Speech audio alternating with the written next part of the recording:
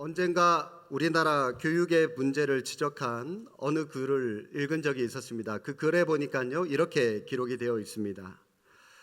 미국 등 해외 대학에서는 대학을 누비는 참치급 인재를 속속 배출해내는데 우리는 서울대조차도 한강에만 머물 잡어급 인력만 키워내고 있다. 참치급 인재, 잡어급 인력. 여러분 이 무슨 뜻인지 아시나요? 창의적이지 못하고요. 이 주입식 교육을 하고 있는 우리나라 교육의 현실을 비판하고 있는 그런 글이었습니다. 이 글에 나오는 이 참치급 인재라고 하는 말, 그리고 잡어급 인력이라고 하는 이 말, 이 표현이 굉장히 인상적이었습니다.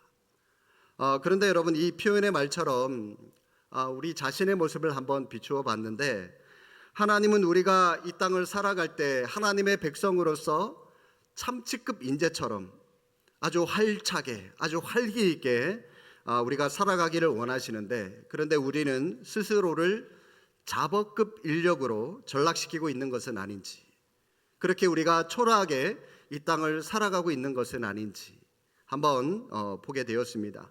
왜냐하면 지금까지 우리가 살펴보고 있는 이 삼손의 모습이 바로 이 잡어급 수준의 모습을 우리에게 고스란히 보여주고 있기 때문입니다.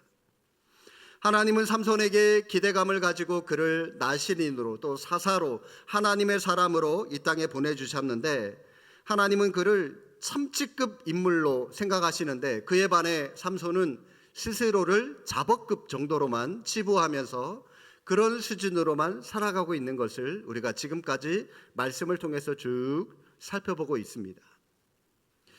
사실 지금까지 삼손에 대해서 부정적인 기록과 평가가 굉장히 많았습니다. 그런데 여러분 오늘 본문의 말씀을 보시면 아주 잠깐이기는 합니다만은 완전히 다른 이 삼손의 성숙한 모습이라 그럴까요? 그런 모습을 조금이나마 우리가 볼 수가 있습니다. 오늘 본문의 상황을 보면 지금 이스라엘의 원수인 블레셋 사람들이 삼손을 잡기 위해서 유다까지 올라와서 진을 치고 있습니다. 그러니 이 유다 사람들이 얼마나 놀랐겠습니까? 자기들은 평화를 꿈꾸면서 전쟁 없이 평안하게 살기를 원하는데 느닷없이 이 블레셋 사람들이 자기 진영까지 넘어와서 진을 치고 있는 거예요. 그러니 놀라죠. 영문을 몰라서 그들에게 이렇게 묻습니다. 9절, 이에 블레셋 사람들이 올라와 유다의 진을 치고 레이에 가득한지라. 10절, 유다 사람들이 이르되 너희가 어찌하여 올라와서 우리를 치느냐? 왜 우리를 치려고 여기까지 올라왔느냐? 그런 말을 하고 있는데요. 이 말을 무슨 말이냐면 우리는 블레셋인 너희들에게 적대적인 감정을 보이지 않고 지금까지 얌전하게 지금 우리가 잘 살고 있는데 왜 까닭없이 우리를 공격하려고 여기까지 쳐들어와서 진을 치고 있느냐, 지금 그런 말을 하고 있는 겁니다. 여러분 이 성경에는요, 너희가 어찌하여 올라와서 우리를 치느냐, 마치 공격적인 것처럼, 마치 추궁하는 것처럼 이렇게 기록되어져 있지만 여러분 뒤에 나오는 문맥을 보면 그런 뜻이 아닙니다. 사실 조금 더 노골적으로 이 10절의 말씀을 표현하면 이런 말이 되는 거예요. 나리들 어인일로 여기까지 행차하셨습니까? 연신 지금 굽실굽실 거리면서 허리를 굽히고 있는 모습이 바로 이 10절의 이 본문의 말씀입니다. 이 사람들의 모습이에요. 여러분 이 유다 사람들이 어떤 사람들이었습니까? 한때 요단강 동쪽의 막강한 민족들을 굴복시키고 그 땅을 뚫고 가나안까지 건너와서 가나안의 이방 민족들까지 굴복시키고 그 땅을 차지한 그런 담대한 민족이지 않습니까? 그런 유다 사람들이 지금은 이 유다 사람들을 대하는 모습을 보면 애처로워요. 너무 비굴해 보이지 않습니까? 그렇죠? 어쩌다가 여러분 이런 지경까지 놓이게 된 겁니까? 그러자 이 블레셋 사람들이 하는 말이 뭐냐면 우리는 지금 너희들을 치러 온 것이 아니라 그저 삼손만 잡으면 된다. 삼손 잡으러 왔다. 그런 얘기를 합니다. 그 말을 들은 유다 사람들은 다행이다. 안도의 한숨을 쉬었을지도 모릅니다. 그리고 곧바로 그들은 한꺼번에 삼손에게 왕 몰려갑니다. 11절 말씀, 유다 사람 3,000명이 에단 바위 틈에 내려가서 삼손에게 이르되 너는 블레셋 사람이 우리를 다스리는 줄을 알지 못하느냐? 네가 어찌하여 우리에게 이같이 행하였느냐? 여러분 그 11절에 보십시오. 유다 사람들이 몇 명이 몰려갔다고요? 유다 이 삼손에게 3,000명이나 몰려가서 삼손에게 항의했습니다. 여러분 뒤에 나오지만 다음 시간에 우리가 살펴보겠지만 이때 유다 사람들이 진을 치고 올라온 그 사람들이 1,000명 정도 됩니다. 나귀 특별로 1,000명을 죽였거든요. 그때 1,000명 정도 되는데 여러분 이게 말이 됩니까? 3,000명이 1,000명 앞에서는 쩔쩔매면서 지금 삼손 한 사람 대적하려고 몰려와서 한꺼번에 지금 따지고 묻고 있다는 겁니다. 비굴해 보이죠? 그러면서 하는 말이 뭡니까? 블레셋이 우리를 다스리는 죄를 네가 뻔히 알고 있으면서 왜 그 사람들의 비위를 건드려서 우리를 위험에 빠뜨리게 하느냐, 지금 그런 말을 하면서 대들고 있죠. 이 노예 근성에 지금 철저하게 찌들어 있는 이 이스라엘 백성들의 모습을 볼 수가 있습니다. 어쨌든 이 유다 사람들은 자신들의 안위를 위해서 삼손을 붙잡아서 블레셋 사람들에게 넘겨줍니다. 12절부터 보십시오. 그들이 삼손에게 이르되 우리가 너를 결박하여 블레셋 사람의 손에 넘겨주려고 내려왔노라. 그러면서 어쩌고 저쩌고 하다가 13절 중간에 우리가 결단코 너를 죽이지 아니하니라 하고 새 밧줄 둘로, 하나도 아니에요. 이 삼손이 힘이 세다는 걸 아니까요, 하나 갖고 안 되겠다 싶었는지 2줄 가지고 결박하고 바위 틈에서 끌어내어서 블레셋 사람들에게 넘겨주게 됩니다. 자, 그런데 여기서 우리가 주목할 것은 바로 이 부분입니다.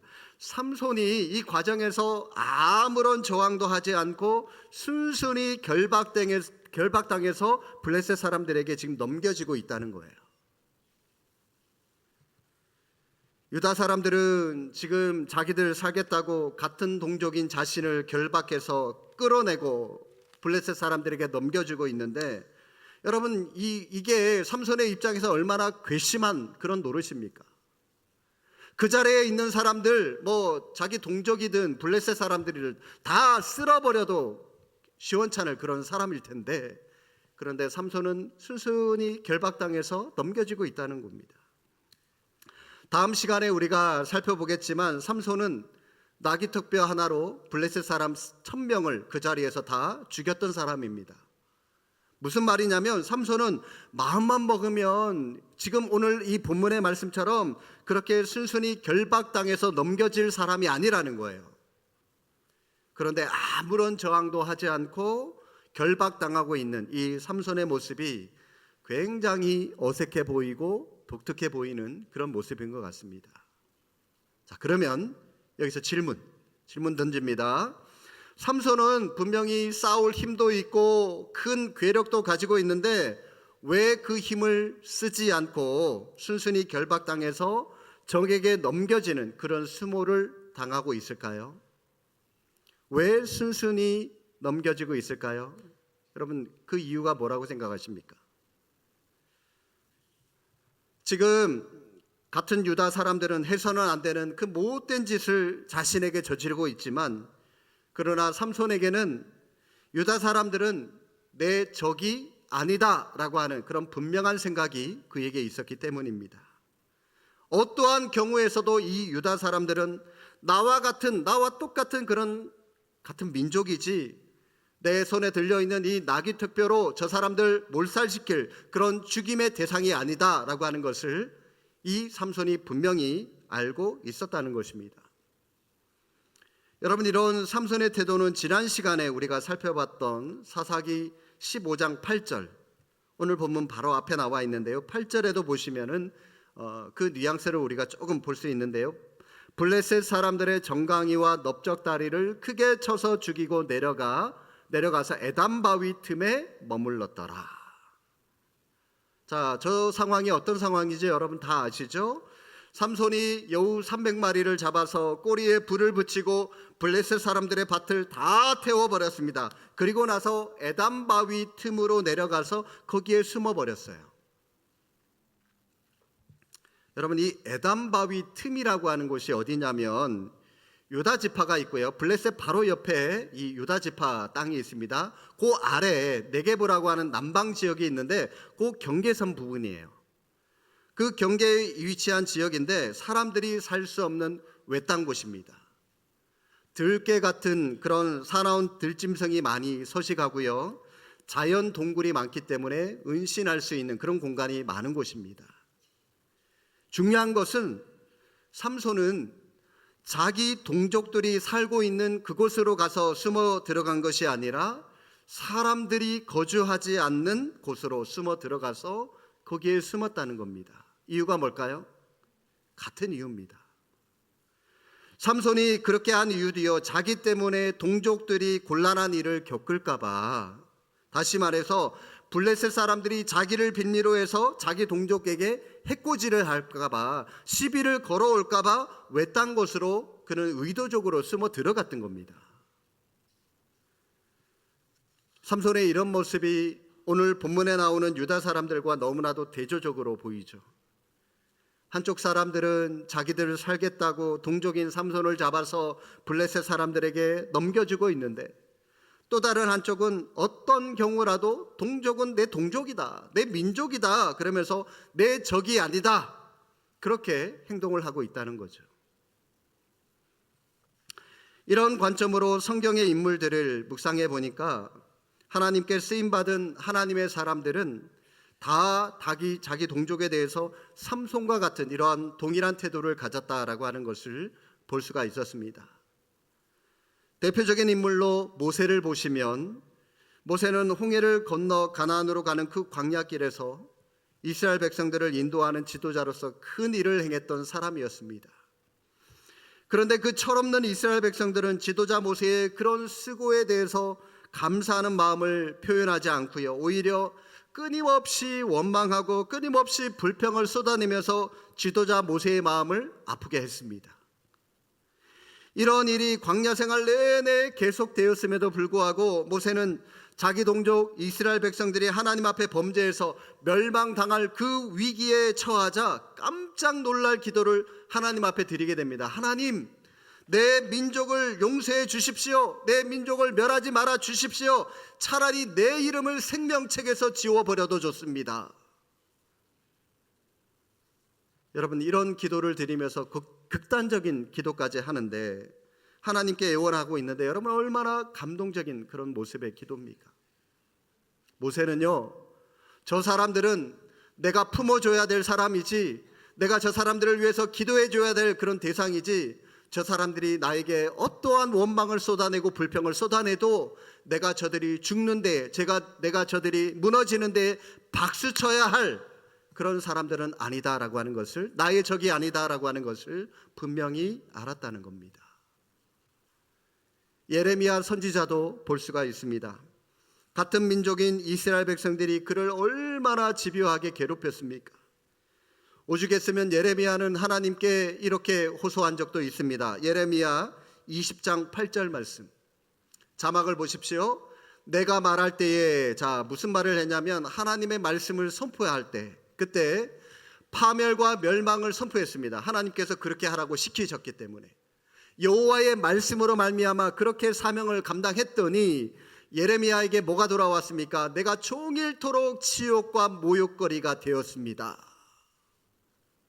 하나님이 시키셔서 하나님의 일을 선포하고 그 사명을 감당했더니 돌아오는 것은 잘한다고 박수 쳐주는 것이 아니라 오히려 수많은 사람들의 치욕과 모욕거리가 되었다라고 예레미야가 그렇게 고백을 합니다. 그럼에도 불구하고요, 그 이후에 9절 말씀, 그럼에도 불구하고 어떻게 한다고요? 내가 다시는 여호와를 선포하지 아니하며 그의 이름으로 말하지 아니하리라 하면 나의 마음이 불붙는 것 같아서 골수에 사무치니 답답하여 견딜 수 없나이다. 많은 사람들의 모욕과 그 수치에도 불구하고 나는 하나님의 말씀을 전하겠습니다. 왜요? 내 민족이 구원받는 일이기 때문에, 내가 사랑하는 동족이 구원받는 일이기 때문에, 하나님 앞에 회복하는 일이기 때문에 나는 어떠한 수치와 모욕도 기꺼이 감당하겠습니다. 그런 고백을 그가 하고 있는 것입니다. 여러분, 저 고백에는 하나님의 말씀에 대한, 사명에 대한 예레미야의 열정도 포함되어져 있는 말씀이지만 자기 민족에 대한 사랑하는 마음이 없이는 절대로 할 수 없는 마음입니다. 사람마다 먹는 음식의 양이 다 다릅니다.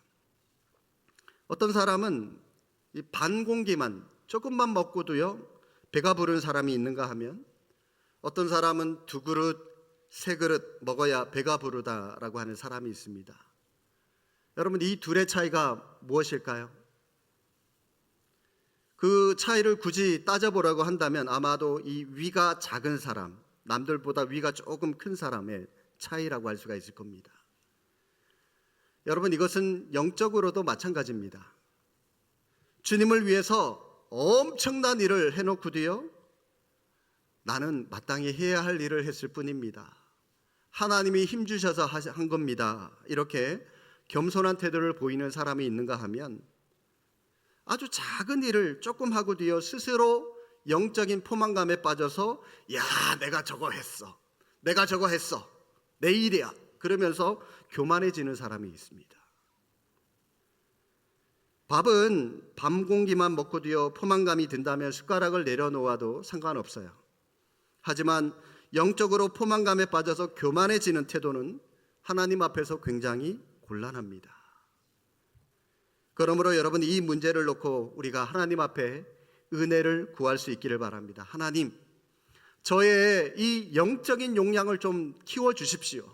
늘려주십시오. 용량을 늘려주셔서 하나님, 내 거, 내 가족 이것만 가지고 만족하는 것이 아니라 좀 더 많은 사람들을 포용하고, 더 많은 사람들을 수용하고, 더 높은 곳을 바라보고, 더 원대한 꿈을 품고 살아갈 수 있도록 하나님, 내 마음을 좀 더 키워주십시오. 여러분, 이런 기도로 하나님 앞에 나아갈 수 있기를 바랍니다. 이런 의미에서 제가 여러분들께 부탁드리고 싶은 것은, 눈앞에 작은 일에, 눈앞에 작은 결과에 너무 연연하지 마시길 바랍니다. 보다 조금 더 큰 꿈을 꾸시고요, 높은 곳을 바라보시고 우리의 믿음의 용량을 넓히시고 하나님 나라를 바라보는 삶을 살아갈 수 있기를 바랍니다. 이런 의미에서 저는 오늘 말씀을 토대로 여러분들에게 2가지의 기도 제목을 좀 던져주고 싶습니다. 첫 번째 기도 제목은, 우리의 생각과 우리의 관심이 여러분 너무 우리 가족에만, 우리 교회라고 하는 곳에만 머물지 마십시오. 좀 더 우리의 생각과 관심이 넓어졌으면 좋겠습니다. 나라, 민족, 세계라고 하는 이런 곳의 회복을 위해서 우리가 꿈꾸고 더 넓은 세상을 향하여 기도할 줄 아는 그런 크리스찬이 될 수 있었으면 좋겠습니다. 하나님께서 삼손에게 블레셋 사람의 손에서 이스라엘을 구원해내라 라고 하는 그런 꿈을 주시고 그에게 큰 힘을 허락을 해주셨습니다. 그런데 삼손은 하나님이 주신 그 힘을 가지고 참치급 인생을 살아가라고 그런 꿈을 주셨는데, 그런데 그 꿈을 가지고 하나님을 위해서 꿈을 꾸기는커녕, 하나님을 위해서 그 일을 사용하기는커녕 오히려 잡업급 인생으로 자기 스스로가 전락되어서 여자 뒷공무니만 졸졸졸 따라다니다가 망해버렸죠.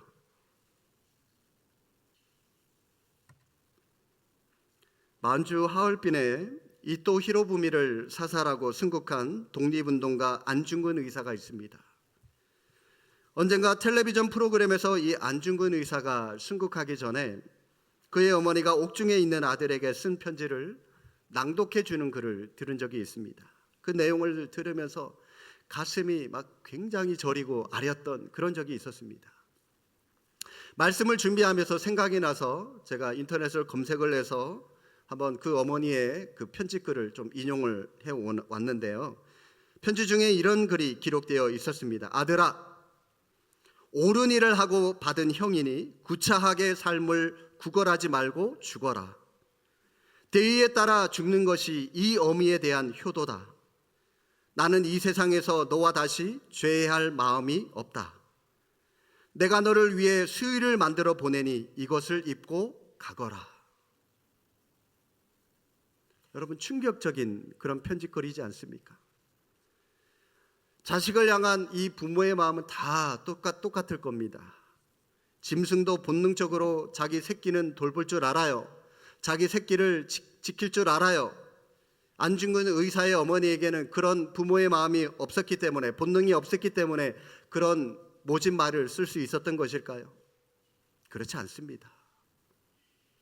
저도 자식을 키우고 있는 이 부모의 입장에서 이 어머니의 편지글을 읽고 또 읽어보니까요, 자식에게 위로는 못해줄 망정 세상에 대한 미련 없이 죽어라 라고 하는 그 모진 말로 편지를 써 보내놓고, 어쩌면 그 어머니는 몇 날 며칠 눕지 않았을까, 그런 생각이 들었습니다.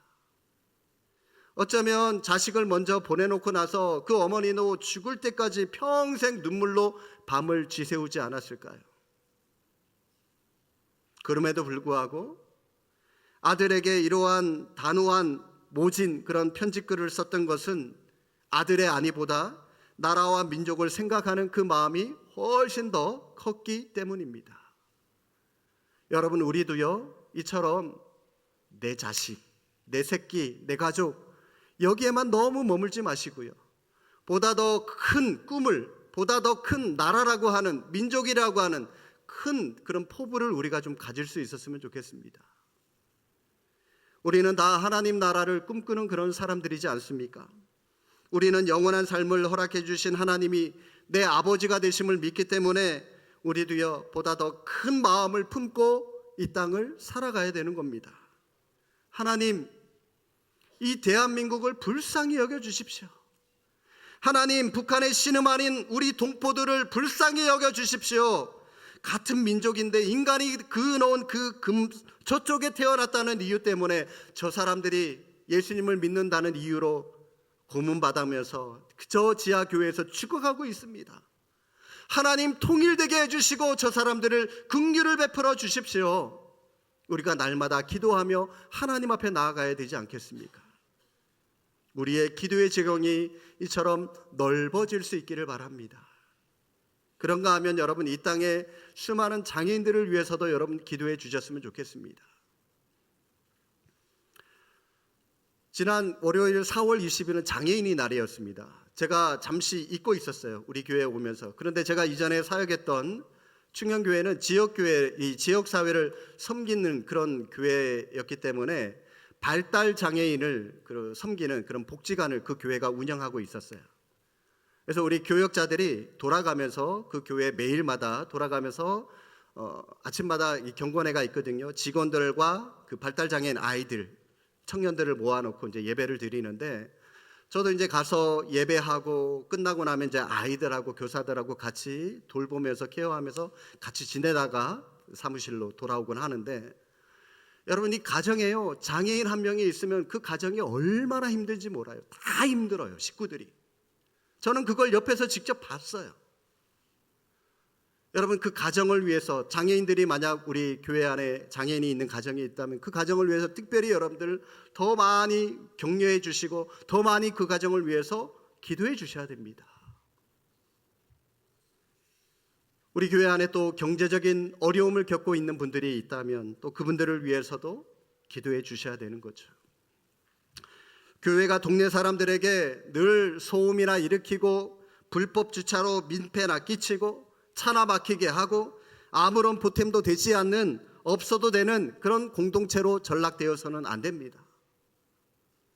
교회로 말미암아 그 교회가 속해 있는 지역사회가 살아나고 회복되고 약하고 지쳐있는 자들에게 꿈이 생기는 그런 회복의 통로가 교회가 되어야 되죠. 저는 우리 교회가 그런 교회로 쓰임받을 수 있기를 주님의 이름으로 축복합니다. 또 두 번째 기도 제목은 우리가 이 땅을 살아가면서, 특히 신앙생활하면서 이 적군과 아군을 구분하면서 살아가야 한다는 겁니다. 오늘 본문에서 살펴봤던 삼손의 모습이 바로 이것 아닙니까? 비록 삼손은 자기 정체성을 잃어버리고 자보 수준으로 형편없이 살아가고 있는 사람이었지만, 그러나 적어도 나와 같은 동족에게는, 나와 같은 유대인들에게는 피해를 주지 않겠다라고 하는 나름대로 그거 하나 놓고 애썼던 그런 사람입니다. 이런 모습은 이 다윗이 골리앗과 싸우러 가는 과정에서도 볼 수가 있습니다. 성경 구절 하나 띄워주십시오. 사무엘상 17장 28절입니다. 큰형 엘리압이 다윗이 사람들에게 하는 말을 들은지라. 그러니까 엘리압이 뭐라고 얘기를 합니까? 그가 다윗에게 노를 바라여 이르되 내가 어찌하여 이리로 내려왔느냐? 들에 있는 양들을 누구에게 맡겼느냐? 나는 내 교만과 내 마음의 완악함을 아노니 네가 전쟁을 구경하러 왔다. 지금 다윗은요, 아버지의 심부름 때문에 그 전쟁터에 왔어요. 형들에게 맛있는 도시락 주려고. 그런데 지금 또 이 골리앗과 대적하려고 하는 그런 상황인데, 이 큰형 엘리압이 상황의 앞뒤도 알아보려고 하지도 않고요, 다짜고짜 다윗에게 이런 식으로 사람들 앞에서 모욕합니다. 이 철딱선이 없는 녀석, 네가 뭘 알고 여기까지 왔어? 나는 너의 그 교만한 마음을 너무나도 잘 알고 있어. 그러면서 많은 사람들 앞에서 큰 소리로 모독을 하고 있는데, 여러분, 이런 독설을 듣고 있는 다윗의 마음이 얼마나 상했겠습니까? 그런데 여러분, 다윗이 어떻게 반응했는지 아세요? 29절 계속해서 띄워주십시오. 다윗이 이르되 내가 무엇을 하였나이까? 어찌 이유가 없으리까? 하고 30절 돌아서서 다른 사람을 향하여 전과 같이 말하며 백성이 전과 같이 대답하니라. 형 엘리압의 질책에 오해하는 그 말에 충분히 다윗은 화를 내고 분노할 만했습니다. 형은 아무것도 모르면서 다짜고짜 나한테 그런 독설이 무슨 말이냐고 막 대들면서 화를 낼 수 있는 그런 상황이었어요. 그런데 다윗은 형에게 아니 형님, 내가 뭘 잘못했어요? 다른 군인들과 얘기하는 것도 잘못입니까? 하고 그걸로 끝. 그 다음으로는 아무 대꾸하지 않고요, 신경 쓰지 않고 다윗이 자기가 하던 대로 그냥 합니다. 오늘날 여러분, 우리 한국교회를 가만히 보면 우리 교회 원수, 한국교회의 원수, 우리의 원수는 영적 골리앗이지 않습니까? 그런데 그 골리앗 앞에서 이 다윗과 형 엘리압이 자기들끼리 막 미치도록 싸우고 있는 것 같아요. 교회에서 자기들끼리 싸우다가 자기들끼리 지쳐서 쓰러져 버립니다. 그러니까 이 골리앗은, 이 사탄은 힘 하나 안 들이고 그냥 쉽게 이겨버려요.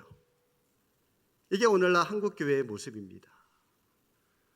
여러분, 노회를 가고 총회를 가고 가면은 얼마나 목사들끼리 물고 싸우고, 또 성도들은 성도들끼리 물고 찢고 뽑고 싸우는지, 제가 노회를 가기 싫은 게 그런 거예요. 너무 싸움이 많은 그런 노회를 많이 봤기 때문에. 다윗이 형이 아무리 자기를 모독을 해도요, 그렇게 많은 사람들 앞에서 자기를 부끄러운 자기로 몰아가고, 그렇게 분노와 울분이 일어나고 상처를 아무리 많이 받더라도요, 다윗의 마음 가운데 어떤 마음이 있었냐면, 형은 내가 싸워야 할 골리앗이 아니다라고 하는 사실을 알았던 겁니다. 어떤 경우에도 형은 형이지, 나에게 어떠한 모독적인 말, 모욕적인 말, 수치스러운 그런 말을 했더라도 형은 형이지 내가 물리칠 적이 아니다라고 하는 것을 다윗은 분명히 알았던 겁니다. 그러니 대꾸하지 않았죠. 그런데 여러분, 오늘날 많은 한국교회 성도들이 분간하지 못하는 것이 바로 이겁니다. 교회 안에 얼마나 많은 적이 있습니까? 암흑의 권사, 암흑의 집사, 교회 안에 꼴 보기 싫은 사람들 얼마나 많은지 몰라요. 제가 이전에 사역했던 충영교회를 보면 성도들이 이제 100명이 교회에 등록한다 그러면 그 중에 한 80% 이상이, 80명 이상이 다른 교회에서 오는 분들이에요. 대부분 이제 신앙생활 하다가 이제 옮겨오는 그런 분들이 대부분인데, 어떻게 알고 이 교회에 등록하시게 되었습니까? 물어보게 되면요, 물론 뭐 이사 와가지고 혹은 직장 때문에 이제 서울에 직장을 잡아서 직장 때문에 오게 되었다라고 해서 하는 분도 있지만, 훨씬 많은 경우에는요, 상처받아서, 이전 교회에서 상처받아서 교회를 옮기게 되었다라고 하는 분이 굉장히 많아요. 그래서 어떤 분은 이렇게 말씀합니다. 목사님, 제가 알아서 예배 열심히 잘 드릴 테니까 순모임에 참석해라, 봉사해라 이런 말씀하지 않았으면 좋겠어요. 예배는 제가 빠지지 않고 무슨 일이 있어도 제가 예배는 열심히 드릴게요.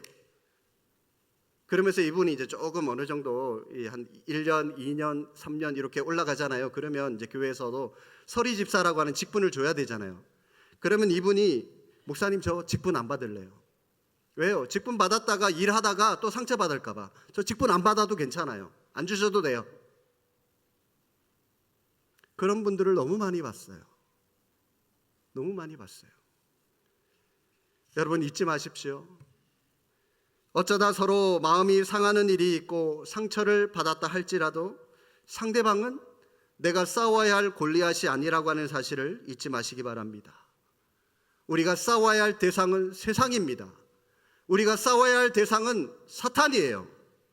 우리의 시야가 내 것, 내 가족에만 보는 그런 좁은 시야가 아니라 보다 더 넓어져서 나라와 민족의 회복을 위해서도 기도할 줄을 알고, 여러분 옆에 지쳐있는 힘들어하는 사람들 품어줄 줄 알고, 그렇게 그들을 위해서 기도함으로 하나님이 원하시는 사랑의 공동체를 세워가는 저와 여러분 모두가 될 수 있기를 주님의 이름으로 축복합니다. 기도하겠습니다.